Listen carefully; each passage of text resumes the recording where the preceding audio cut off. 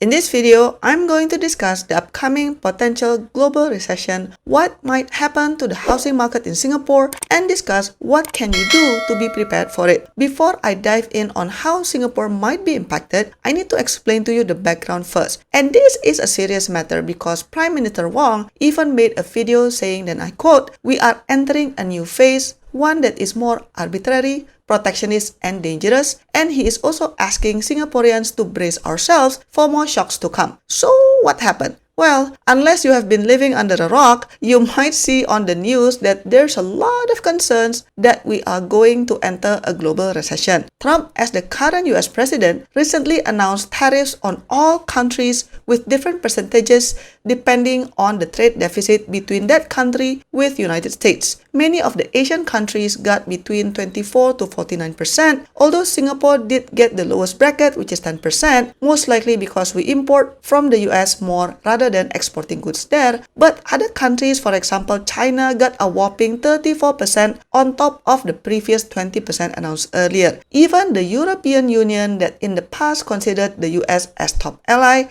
got slapped with 20% tariff. You might ask, what's a tariff, by the way? Well, in simple English, a tariff is like a special extra fee that the importer need to pay to bring the item to the country.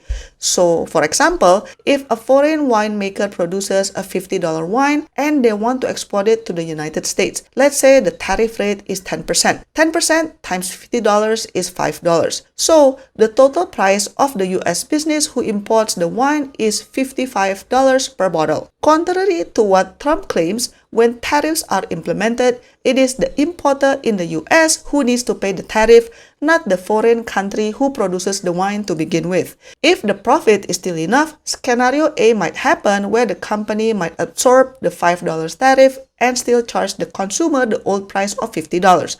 But any business would not want to lose money, right? The business might absorb the tariff partially but still increase the price like in scenario B, or scenario C might happen where the company doesn't want to take a hit to the bottom line and expect the consumer to be the one absorbing the tariff. This is what happens for all goods from wine, phone, cars, avocados, eggs, basically anything that was not produced in the United States will get tariffs. If prices increases for all goods, then people will start to hold back their spending, which means less revenue for businesses. This has caused the stock market to free fall significantly, which is the worst market performance since the COVID-19 pandemic. As you can see, almost every top Fortune 500 companies in the US goes red because their stock prices fell. And if the businesses are in trouble, then they will start cutting costs and fire people. Unemployment rate will rise, and some might not even be able to pay their mortgage anymore, causing a housing crash eventually. The issue doesn't stop there. This might lead to a full-blown global trade war where we start to see some countries like China and Canada hitting the United States with their own tariffs,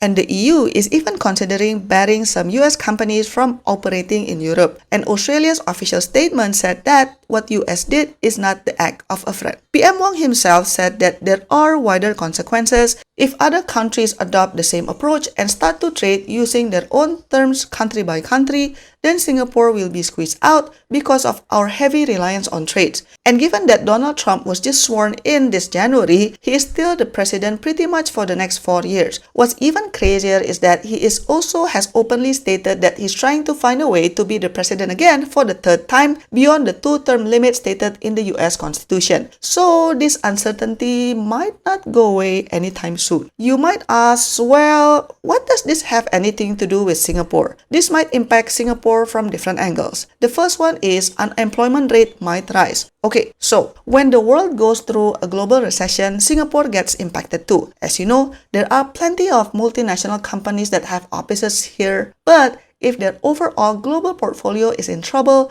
they will look to find ways to cut costs, including letting go of employees. Even if the companies haven't started terminating people, if there's any sign of global recession, typically companies will freeze hiring. This means there will be less job opportunities for Singaporeans. If you lose your job, it won't be so easy to secure another one. The second thing that might happen is tourism might slow down. This is because international travelers will be more selective on how to spend their money, and also visits from all neighboring Asian countries might go down too. Remember that Singapore got the lowest tariff from the US, But other Asian countries got hit worse. If their economy gets heavily impacted, they will cut back on traveling, including to Singapore. So people who are currently working in the hospitality, tourism, and event industries will be at risk as well. Another thing that I see might happen would be a higher inflation risk. As you know, because of the limited natural resources and land we have here, we don't make many things in Singapore. We rely heavily on goods produced in other countries. If different countries start slapping tariffs on one another, prices will go up, just like the illustration I gave you earlier. There will be also logistics and shipping impacts. Singapore's port is a critical component of the global trade. A trade war can lead to reduced shipping volumes and shifts in trade routes,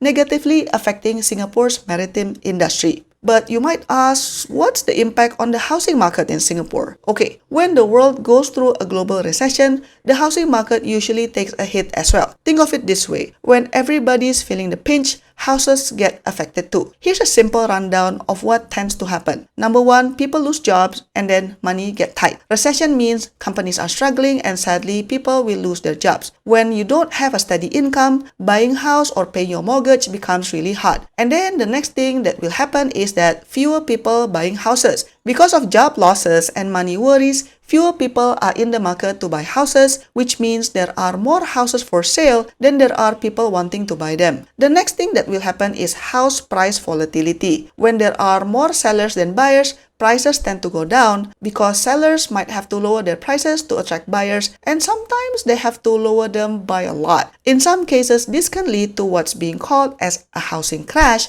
where prices drop very rapidly. This is a bigger risk, especially for luxury condos. For BTO and SBF, the price is controlled by HDB, aka the government. However, if the material and cost to build increase as well, then we might see some adjustments too. Resale market is where things is more unpredictable. Why? Because you might see more condo downgraders flooding the resale HDB market.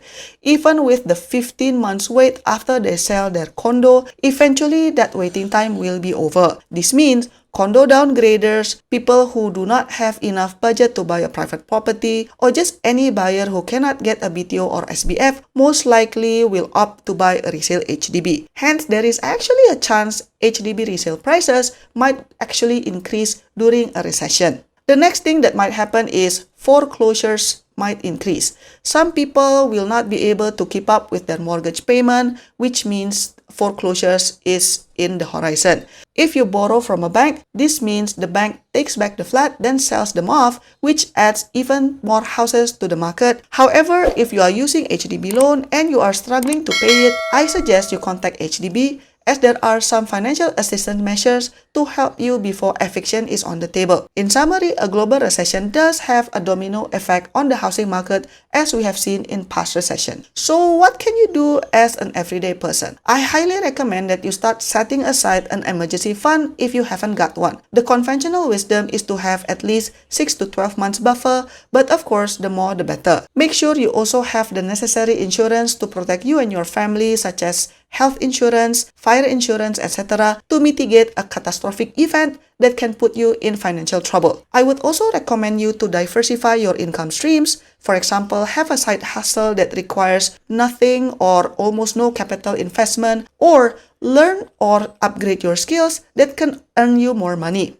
It could be as simple as maybe doing food delivery on the weekends, or starting selling home-baked goods, or be a waiter on the weekend, being a freelancer on Fiverr, or even taking a real estate salesperson examination to become a property agent, or starting your own YouTube channel, doing affiliate marketing or something. Anything. But start now. Don't wait. Based on my personal experience, any money-making path will take some time to fly off the ground. You cannot make money from day one. It could take many months or even more than a year. So starting early is very important. Trust me, side hustle that is already up and running will be very handy in the event that you get hit by a mass layoffs. If you plan to buy an HDB flat, I highly recommend considering taking the HDB loan at this time. Why? Because HDB has these financial assistance measures to to help flat owners who are facing financial difficulties. It could be by lowering the monthly installment by extending the housing loan term, deferring or reducing the monthly loan installment for 6 months, inclusion of family member to be the joint owners, etc. This is not to say that HDB will not evict you if you do not pay. They can still do that, but the timeline seems to be more generous versus if you loan from a bank. Let's take this article as an example. CNA posted a story where there's a woman who failed to pay for her mortgage since 2001, and when the news was released in 2023, the owner is still appealing and HDB agreed to remain status quo, as in her things are not thrown away until the appeal was complete. From 2001 until 2023, that's like 22 years of this woman not paying any installment. I don't know what happened with this case because I can't find further news about this, so I don't know what's the latest status, but this just goes to show that the timeline for HDB eviction seems to be different versus if you borrow from a bank. Because if you can't pay to the bank, they will be less lenient and you are at a greater risk to get foreclosed. I know this video is a bit grim, but if we want to see it from a brighter side, this tariff issue actually brings a lot of unexpected coalitions.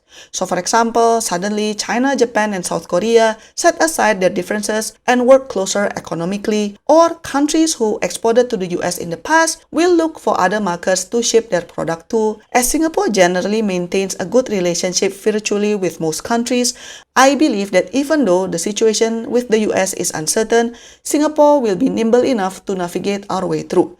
Don't forget to like and subscribe, and I'll see you in my next video. Bye bye!